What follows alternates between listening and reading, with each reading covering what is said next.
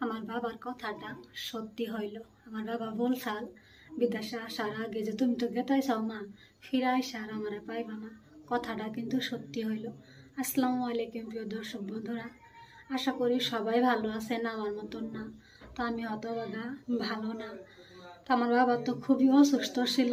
আপনারা সবাই জানেন, যারা আমার আগে ভিডিওগুলো দেখছেন তারা বলতে পারবেন, জানবেন আর কি, যে আমার বাবা খুবই অসুস্থ ছিল, বুড়াও হয়ে গেছে, খুবই অসুস্থ ছিল। 5টা বছর খুবই কষ্ট করলো আমার বাবা। তো আমার বাবার দুনিয়ায় আমার বাবা চলে গেছে। যে আল্লাহ দিশাল দুনিয়াতে, সে আল্লাহ আবার নিয়েও গেছে। জানি না আল্লাহ কিসের জন্য এরকম করে। আল্লাহ দেয় আবার আল্লাহ নিয়ে যায়। তার দিয়ে তার থেকে না দেওয়াই ভালো, তাই না? দিয়েও খুশি করে, আবার নিয়েও কান দিয়ে নেই। তো যাই থাক, কালকা হয়েছে জুন মাস। জুন মাসের 2024 জুন মাসের 3 তারিখে ভাটিবেলা 5টা বাজে আমার বাবাকে আল্লাহর দুনিয়ায় নিয়ে গেছে। ভাটিবেলা 5টা বাজে আমাদের বাড়ির থেকে ফোন মারছে যে তোমার বাবা আর দুনিয়াতে নাই।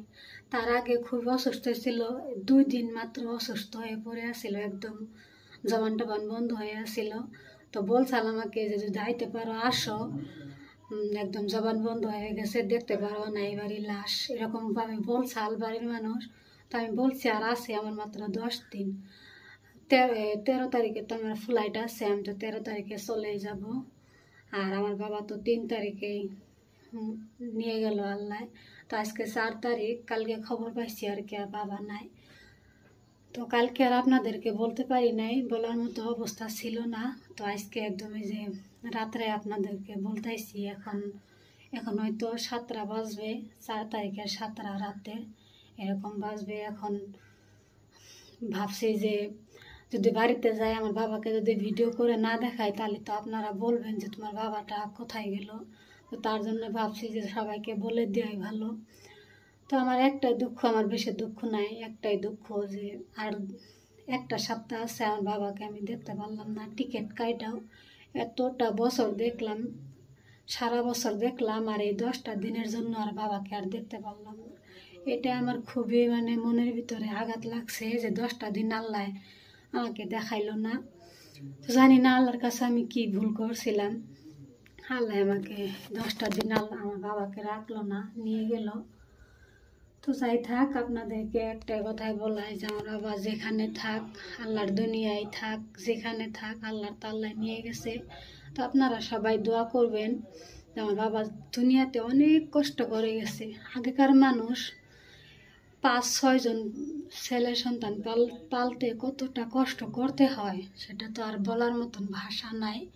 আমার বাবা দুনিয়াতে খুবই কষ্ট করে আমাদেরকে মানুষ করছে।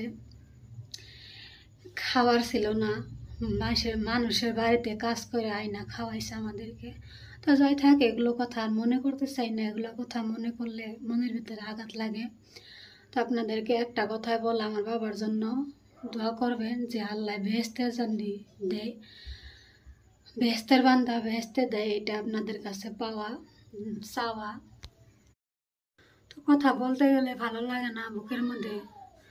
আমার এমনি কোনো দুঃখ নাই যে এত বছর বাবা অনেক কষ্ট করে গেছে দুনিয়াতে, না খাইয়া না দেয়াও গেছে। কিন্তু একটাই দুঃখ আমার যে আমি এই 1টা সপ্তাহের জন্য আর দেখতে পারলাম না বাবাটাকে।